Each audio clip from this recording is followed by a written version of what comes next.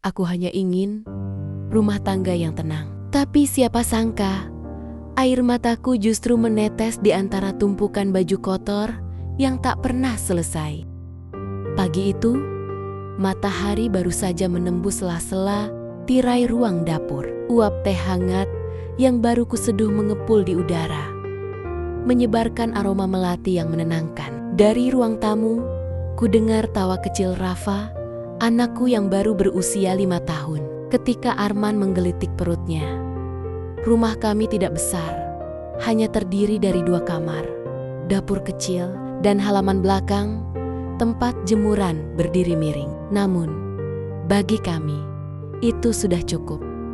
Setiap pagi, aku menimba air dari sumur, menuangkannya ke dalam ember, lalu mulai mencuci pakaian sambil bersenandung. Jemariku bergerak cekatan, memeras busa yang wangi sabun. Sementara mataku sesekali melirik ke arah jendela, melihat Arman bercanda dengan Rafa. "Aku punya istri paling rajin sedunia," kata Arman, sambil tersenyum lebar suatu pagi, membawakanku roti bakar ke belakang rumah. Ucapannya sederhana, tapi membuat hatiku hangat. Aku percaya, kebahagiaan itu bukan soal rumah yang megah atau perhiasan yang berkilau. Bagiku, cukup ada tawa anakku, perhatian suamiku, dan rumah yang penuh doa. Aku tidak tahu bahwa semua ketenangan ini perlahan akan berubah.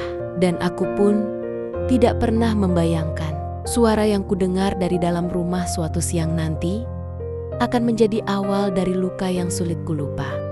Hari-hari berikutnya masih berjalan seperti biasa. Namun entah mengapa, ada sesuatu yang berbeda pada cara Arman menatapku. Tidak lagi selembut dulu, tidak lagi penuh canda saat ia pulang kerja. Pagi ini, aku kembali mencuci di halaman belakang. Udara terasa lebih panas dari biasanya. Meski matahari baru saja naik, aku mencoba menghibur diri dengan menyenandungkan lagu kesukaan Rafa, tapi suaraku terasa hambar. Dari sela-sela jendela, aku melihat Arman duduk sendirian di ruang tamu. Pandangannya kosong ke arah ponsel di tangannya. "Ada yang kau pikirkan, Man?" tanyaku sambil tersenyum, mencoba mencairkan suasana. Enggak. Cuma capek kerja," jawabnya singkat, tanpa menoleh. Aku mengangguk, pura-pura percaya, tapi di dalam hati, aku bertanya-tanya. Sejak kapan senyumnya mulai jarang singgah di wajah itu? Angin sore yang biasanya membawa bau wangi cucian, kini terasa berat. Aku mulai merasakan sesuatu yang tak bisa kujelaskan, semacam bayangan kelabu yang perlahan merayap ke dalam rumah kecil kami. Aku tidak tahu, bayangan itu akan segera berubah menjadi kenyataan yang membuat langkahku terhenti di depan ember cucian. Siang itu, matahari tepat di atas kepala, dan aku sedang membilas baju sekolah Rafa. Tetes air jatuh dari ujung kain, membuat lingkaran-lingkaran kecil di permukaan ember. Saat itu, dari dalam rumah terdengar suara Arman lebih keras dari biasanya. Nada suaranya tegang, seperti sedang berbicara di telepon. Aku sempat berpikir ia sedang membicarakan urusan pekerjaan. Namun, telingaku menangkap sesuatu yang membuat jemariku berhenti memeras kain. "Dia terlalu sibuk di belakang, jadi tak akan tahu apa-apa," ucapnya, diiringi tawa kecil yang asing di telingaku. Air di ember terasa dingin menembus kulit tanganku. Suara itu bukan suara bercanda yang biasa ku dengar, melainkan seperti ada rahasia yang tak seharusnya ku dengar. Aku menunduk, mencoba melanjutkan cucianku. Tapi hatiku gelisah. Setiap bunyi air yang menetes dari cucian seolah menjadi detik-detik menuju sesuatu yang akan mengubah hidupku. Aku ingin masuk dan bertanya langsung, tapi kakiku seolah terpaku di tempat. Sebagian diriku takut jawaban yang kudengar akan memecahkan seluruh ketenangan yang kubangun selama ini. Sore itu, Arman pulang lebih larut dari biasanya. Langkahnya terdengar pelan ketika memasuki rumah, seolah ingin menghindari percakapan. Aku yang sedang menjemur pakaian, pura-pura sibuk, padahal mataku mencuri pandang ke arahnya.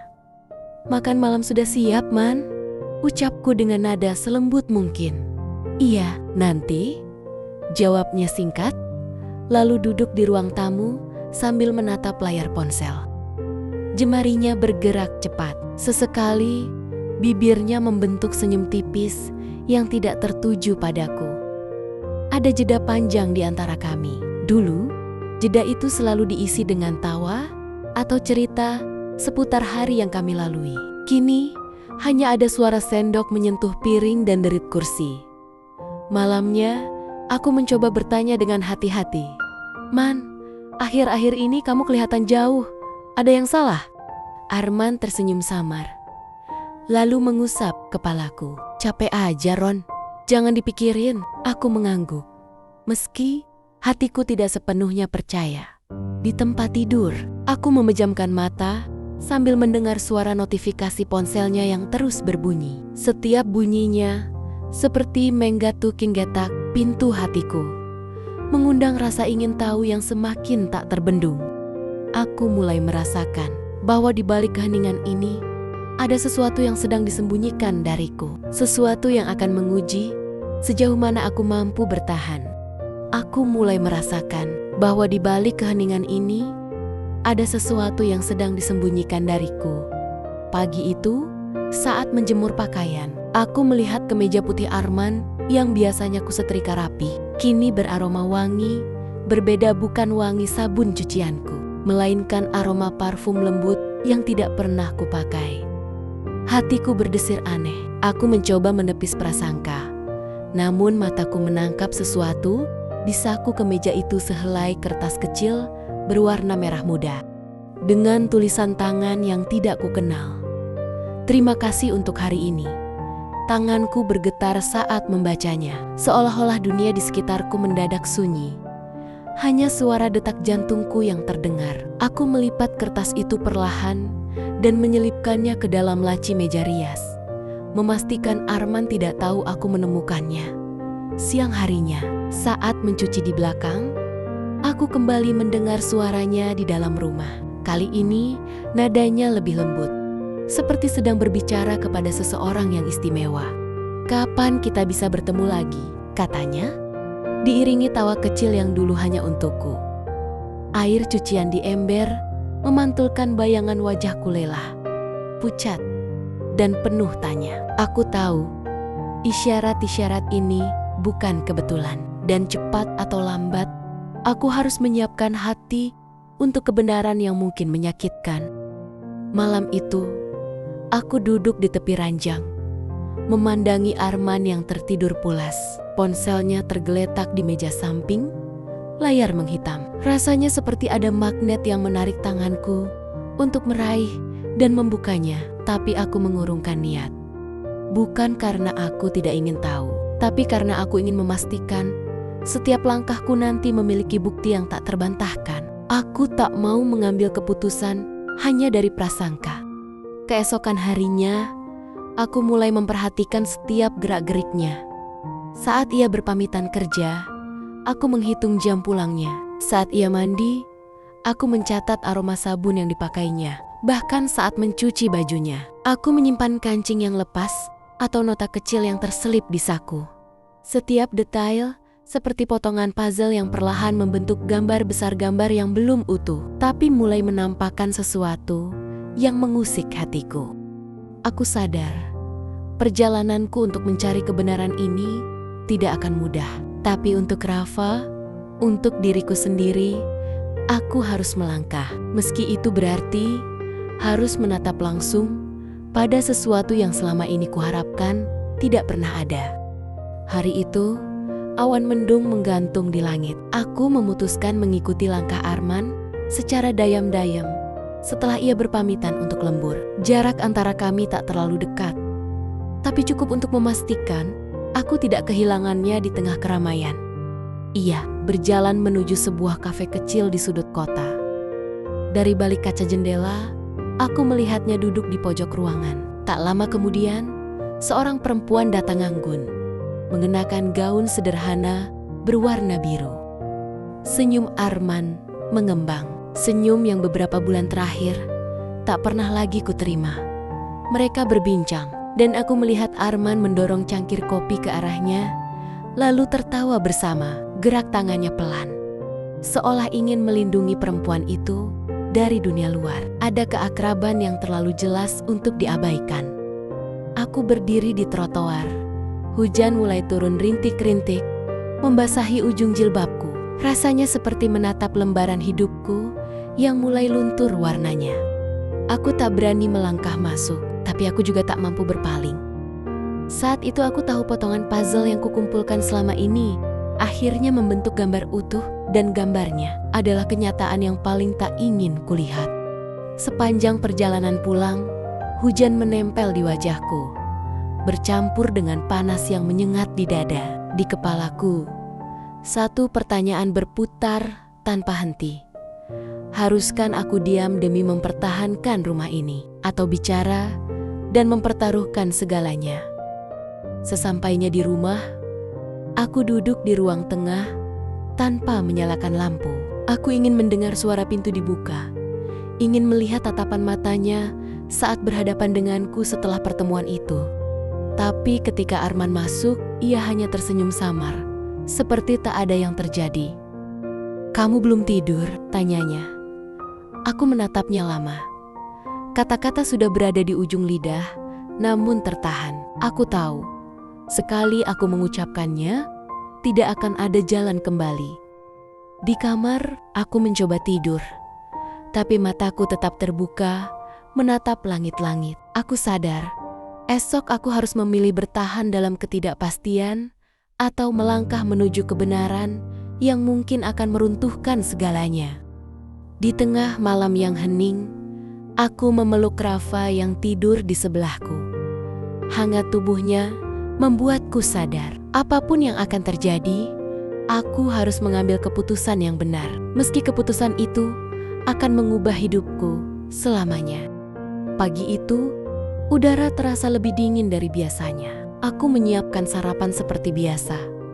Tapi kali ini, ada satu hal yang berbeda di sudut meja. Aku meletakkan sebuah amplop berisi semua bukti yang kukumpulkan selama ini. Potongan kertas merah muda, foto di kafe, dan catatan waktunya pulang. Ketika Arman duduk, aku mendorong amplop itu ke arahnya. "Man, aku ingin kita bicara." Ia membuka amplop itu, lalu menatapku. Matanya berkedip cepat, seolah mencari alasan. "Ron, ini..." Aku menggeleng pelan. Aku tidak menuduh. Aku hanya ingin tahu apa yang sebenarnya terjadi. Ruangan terasa sunyi. Hanya terdengar denting sendok yang jatuh ke piring. Arman menunduk, dan dalam keheningan itu, aku tahu jawabannya. Aku menarik napas panjang. Aku sudah memikirkan ini semalam. Demi Rafa, demi diriku sendiri. Aku ingin kita berhenti menyakiti satu sama lain. Aku ingin berpisah dengan baik-baik. Suara itu keluar dengan tenang, meski hatiku bergetar hebat. Aku tidak marah, tidak menangis, hanya ada rasa lega, seperti meletakkan beban yang sudah terlalu lama kupikul. Arman terdiam, lalu menutup amplop itu perlahan, dan saat itu aku sadar, langkah ini adalah jalan yang tidak bisa kutarik kembali. Beberapa hari kemudian, aku dan Rafa pindah ke rumah orang tuaku. Ruangannya memang lebih sempit, tapi anehnya, terasa lebih lapang di dada. Tidak ada lagi bunyi pintu yang dibuka larut malam. Tidak ada lagi tatapan yang membuatku bertanya-tanya. Setiap pagi, aku mulai membuat kue untuk dijual di warung tetangga. Awalnya sulit, tanganku terbiasa memeras cucian, bukan menguleni adonan. Namun, setiap senyum Rafa saat membantuku menghias kue adalah bahan bakar yang membuatku terus mencoba. Suatu sore, saat aku menjemur cucian di halaman belakang rumah orang tuaku, aku tersadar, ember dan jemuran itu sama, tapi suasananya berbeda. Tidak ada lagi rasa gelisah saat ken-ken itu kutatap. Hanya ada rasa tenang. Arman memang tak banyak menghubungi sejak keputusanku, dan aku pun tidak lagi menunggu. Hidupku kini berjalan di jalan baru, jalanku sendiri, meski setiap langkah masih belajar untuk tegak tanpa sandaran yang dulu kupikir tak tergantikan.